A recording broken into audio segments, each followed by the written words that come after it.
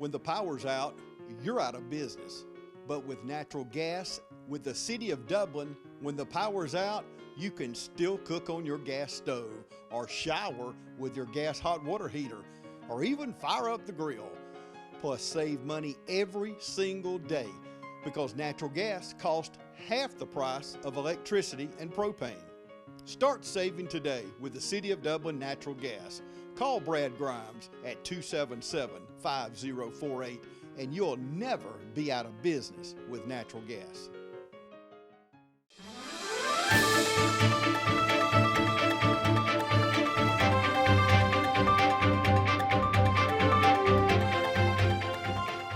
Welcome everybody. Glad to have with me today Jeremy Blackstock. He is the brand new headmaster here at Trinity Christian School, taking the place of Mr. Cooey.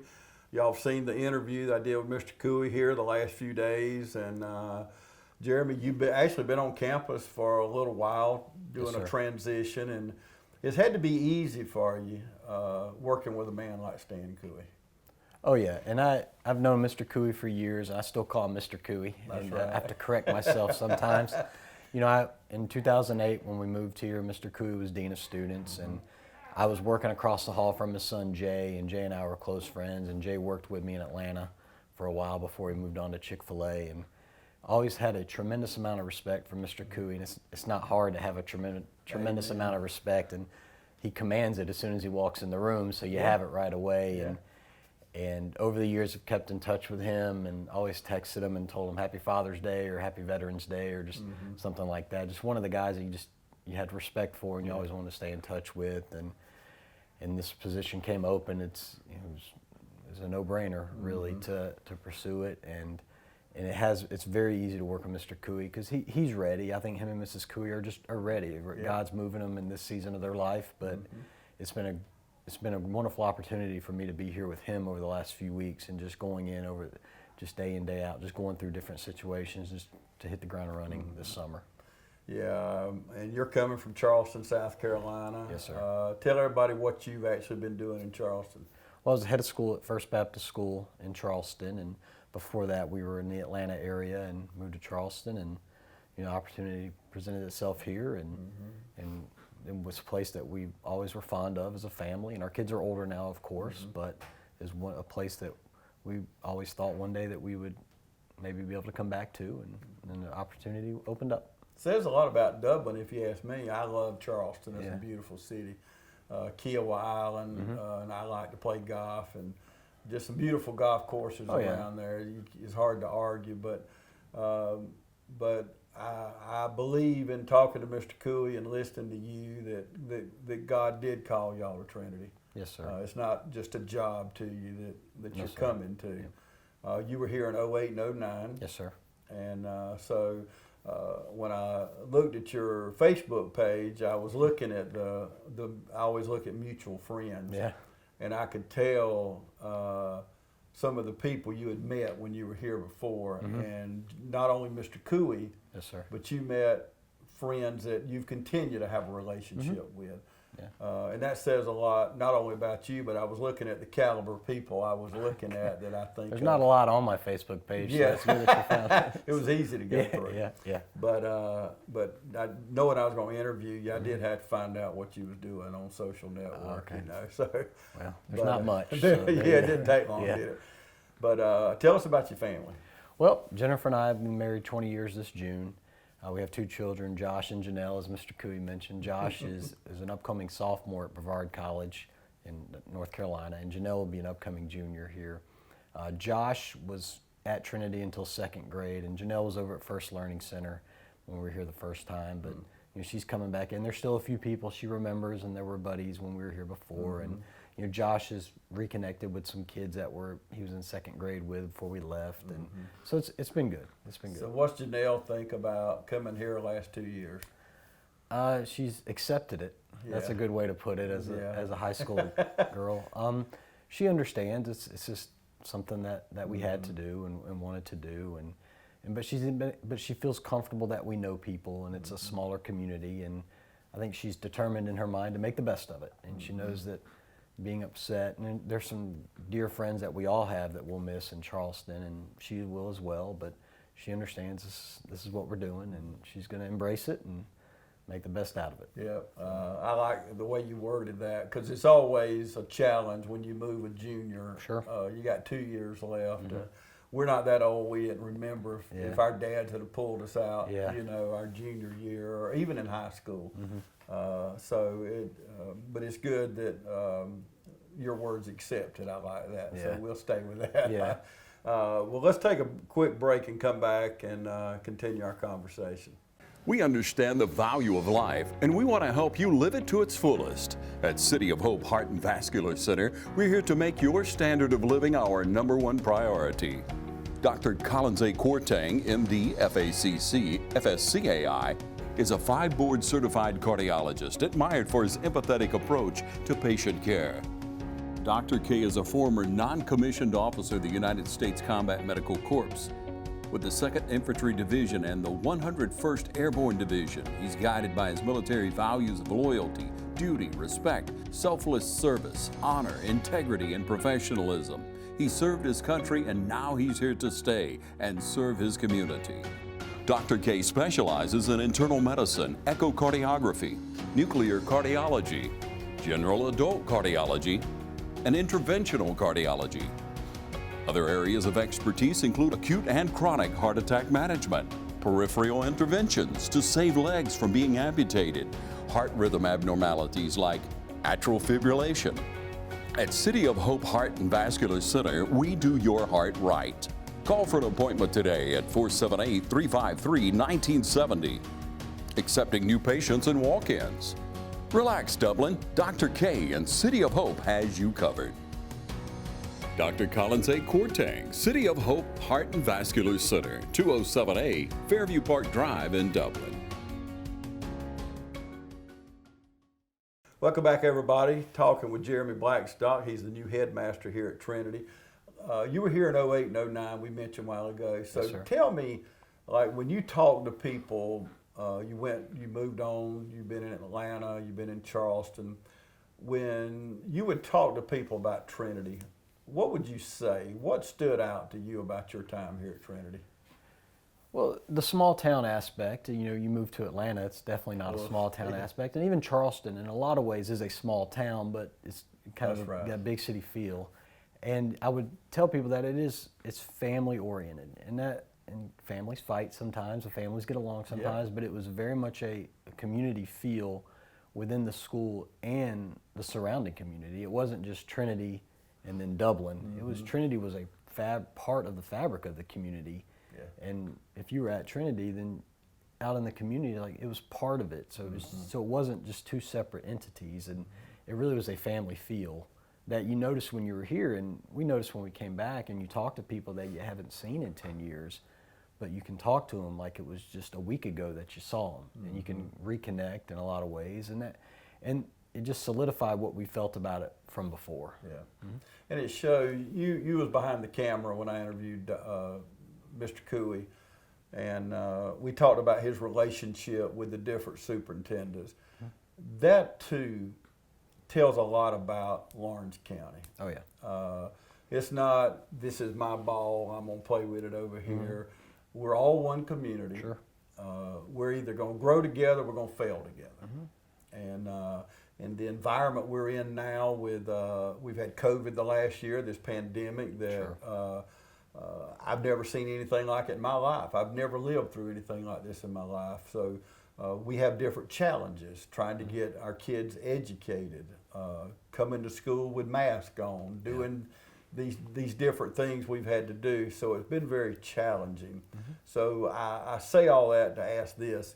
You're coming in kind of on the back part of this pandemic.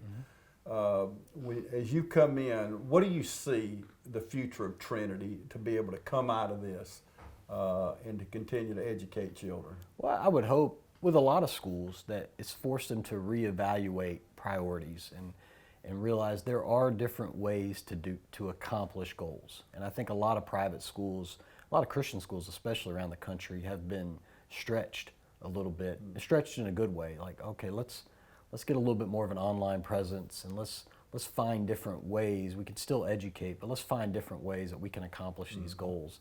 And I I would think that as a school of Trinity that we've grown stronger in how we educate and how we partner with families and communicate with families and minister to families, because that's a big part of what a Christian school should be. You're not just worried about the 8 to 3, 8 a.m. to 3 p.m. You're worried about 24 hours. We're partnering with you as a family to help your family, not just your child, but your family. And I think it would, hopefully that would make us stronger, a ministry presence to our families. Okay, what are you coming in? I know when you sit down with the board of directors, you went through a process of an interview, and I've talked to some of the people that was a part of you coming in. Share with our viewers, though, what do you see long term? What are your long term goals? I'm not talking about next year or whatever, but long term, what do you see out there? Because I feel like you coming in for the long haul. Yes, sir. And one of the things I mentioned to the committee was, I have enough respect for Trinity's history to not change it or disrespect it, but to build on it as we go into the future. Because it is becoming more difficult in our country for private Christian schools to thrive. And culturally, however, it's just becoming more difficult.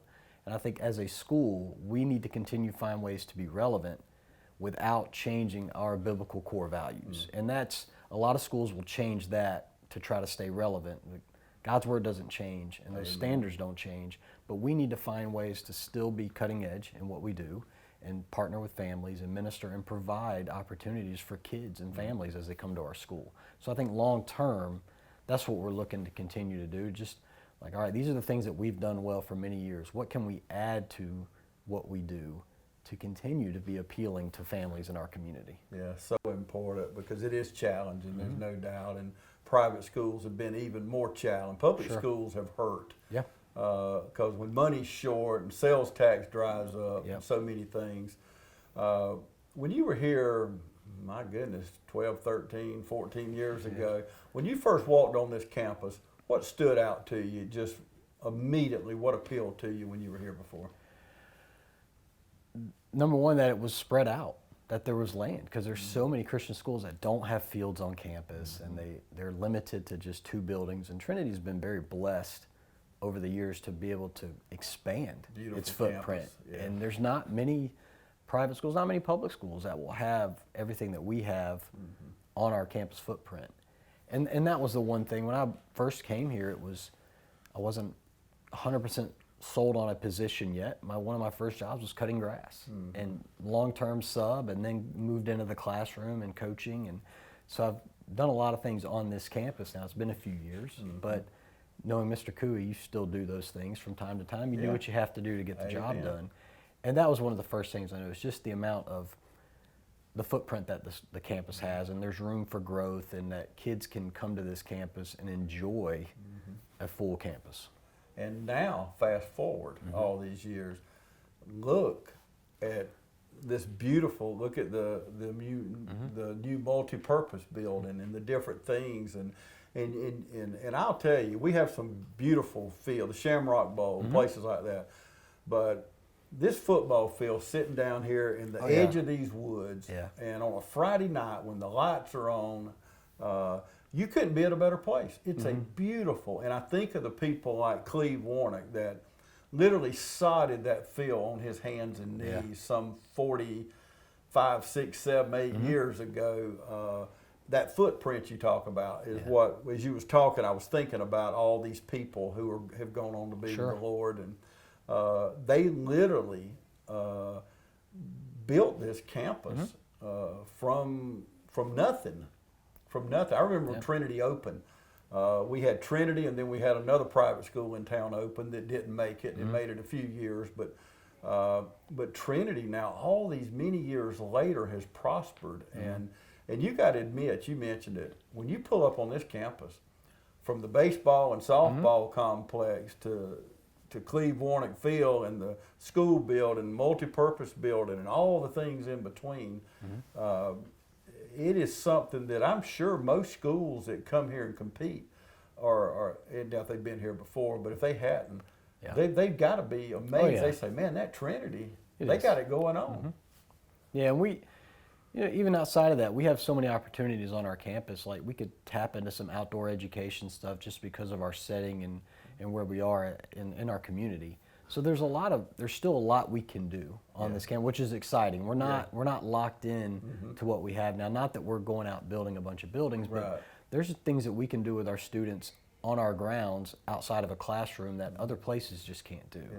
So. And one thing Mr. Cooey and the staff here has done that I love is to start competing with like West Lawrence in soccer and bringing in the public schools. Yeah. And it's just, and I know you're out competing on the field, but the camaraderie between the community, because we're neighbors. We are. You know, we're all neighbors. We go to church together. You know, your kid may go to East or West or Dublin or Trinity.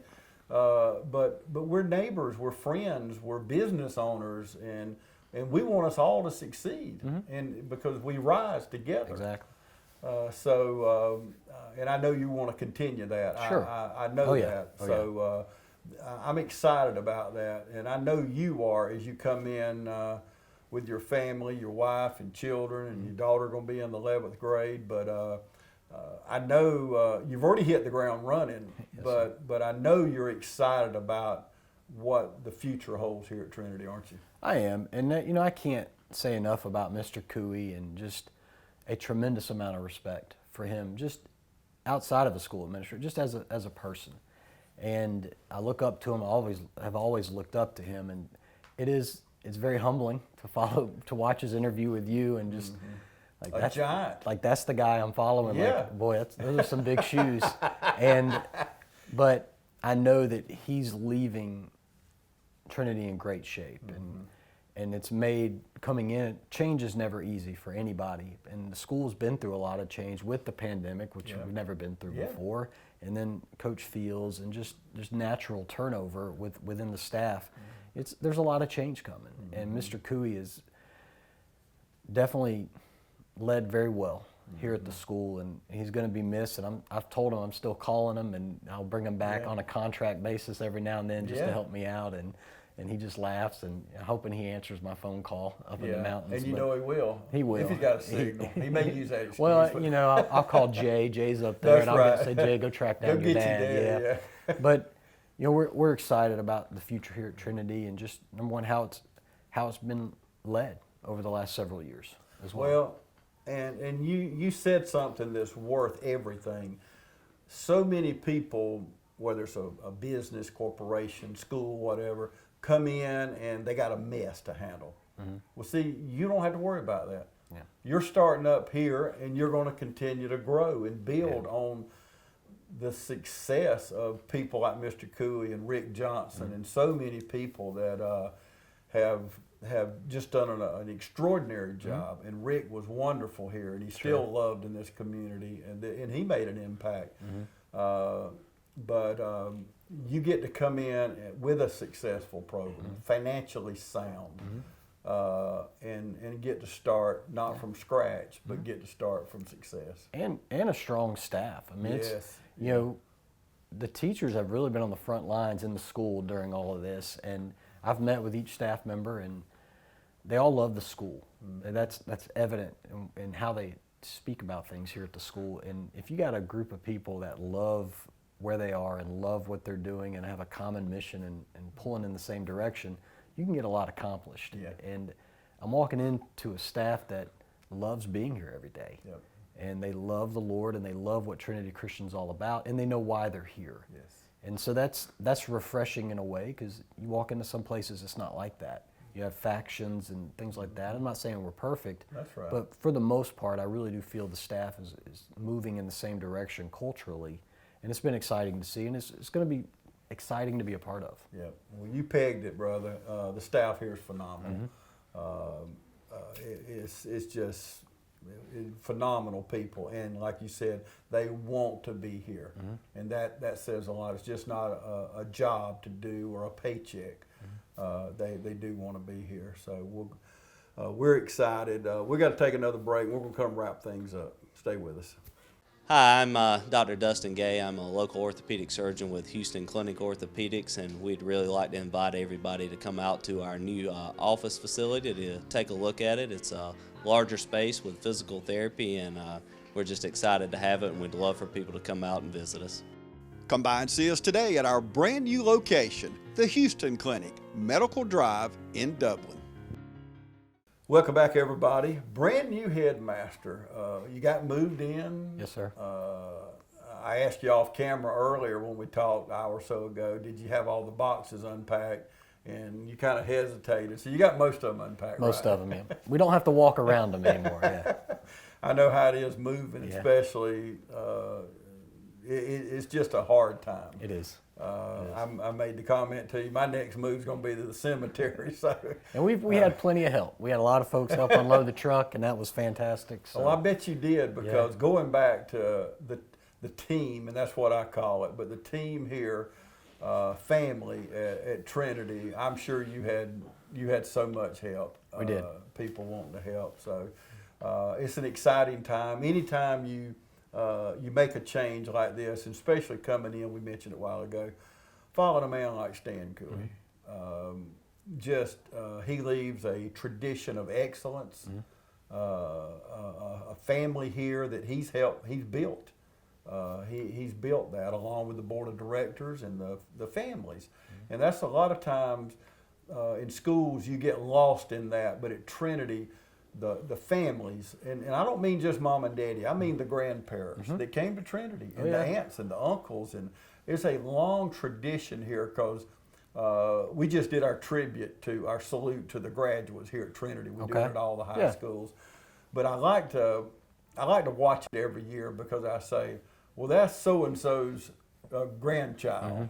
And they went to Trinity. Yeah. And I'm old enough now, I told you, I remember when the doors were open here, but I'm old enough now to know Grandpa, the daddy, and the children, and now the grandchildren, or the great-grandchildren, actually. I am getting old. I better hush. But it is a long tradition, isn't it? It is. And, I noticed, too, once it got out that I accepted this position, a couple former students reached out on Facebook, and they have kids here. Yeah. And a former student is on staff, and that makes me feel old. But it's exciting as well that there was still a relationship from 10, 12 years ago that they were comfortable enough to reach out and say congratulations. And I have a child in K5, and look forward to seeing them around. It's hard for me to see them not as students, so I'm looking forward to seeing them in capacities as parents and just things like that. Well, we talked about you being here in 08 and 09. Not only are you that much older, they're that much older. They are. They are. So just think, if you was here and there was a child in kindergarten, think about it. I know, and a lot of them knew my kids. Yeah. So it's hard for them to see our kids, one in college and one in high school. So it's difficult all the way around, but it's exciting to see. Again, you guys talked about life being a vapor, and it is, but it's exciting to see people grow and just mature and be in different roles as parents and professionals. Yeah, and I'll never forget Coach Fields, Jimmy Fields. He was one of them people, and I'll put you in that same boat. Some people you meet and you just immediately like them, and you feel that spirit about them. You know they love the Lord, regardless of what you say. You don't even have to mention it.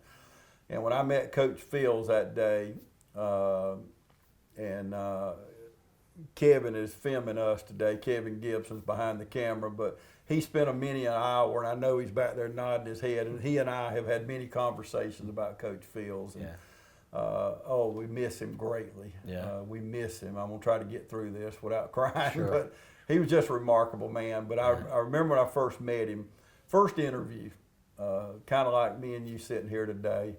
I do remember that day. I happened to be sitting in that chair, and he was sitting here. Is the only difference. But I asked him, was he gonna have a good year that year in football? And he said, "Well, James, I'll tell you in about 15 years, when these kids are grown and they're serving in the church and their parents and their husbands." And I'd never heard anybody answer a question that way. I always heard football answers, a Vince Dooley answer or whatever, poor mouthing. But it just impressed me with the answer. And that's so true, isn't it? It is. And what these kids went through this year, and again, it's already a difficult year in many ways. And being a high schooler is difficult. I know sometimes as adults we just think that they should roll with it and it should be easy, but they deal with hurt. They deal with everything on a daily life that they go through, and they just maybe don't express it like we wish they would. But those young men, and especially as kids in class, they saw a man every day that was struggling, but one that never wavered in his commitment to the Lord and his love for them. So I think they all got a front row example of how to deal with a difficulty in life. Yeah. And I think that they're all going to be better as parents because of what they experienced with Coach Fields this year. And I think that's the impact that any of us would want. Yes. That it will last past our lifetime. Yeah. And these kids are in Trinity. This whole community is tremendously blessed that Jimmy was here. Yeah. And I think it'll serve these kids and the school for just generations. Yeah, I know I was. And it goes much further. You're right. His football team this year, watching him continue to coach and struggle, not only physically but to struggle to breathe and to fight the good fight. And he ended up winning. He did. He defeated death. He did. There's no doubt about it. But you're absolutely right. I remember my first interview with him, and I remember my last interview. Yeah. And his body was failing him, but he loved the Lord. He did. He loved the Lord, and he was a wonderful witness. Wonderful man, wonderful family. And you'll find out, and you already know this. I know you're old enough to know this, but for many years here at Trinity, his legacy will carry on. It will. And will make your job even better because of the lives he touched. So, and I know a lot of you are watching today, and he touched your life. And we Shannon, we love your family. We just appreciate. I'm thankful, and I've thanked God many times that he brought him into my life. We just never know where God's going to take us. You didn't know you was going to come back down this road. Yep. But here you are this many years later, and you're here back as headmaster. So, we're excited about what the future holds. We're excited about working with you through the years, and anything we can do. Yes, sir. All you got to do is pick up the phone and call. Will do. And we're here to support Trinity as we always have. And just make sure you don't hesitate about that. Let us help, okay? Yes, sir. Come out and just tour the facility. Shadow somebody. They do that at Trinity. Come out and y'all can talk. You can direct them down the right path. But come out and just give it a look. And you heard us talking about the beautiful campus a while ago. Come out and look. You will be totally impressed. Because if you go to many private schools, you won't see what we're sitting on. We're right in the middle of a beautiful campus. We are. Thank you, brother. Thank you. Appreciate it. Yes, sir. And thank you for joining us today right here on TV 35.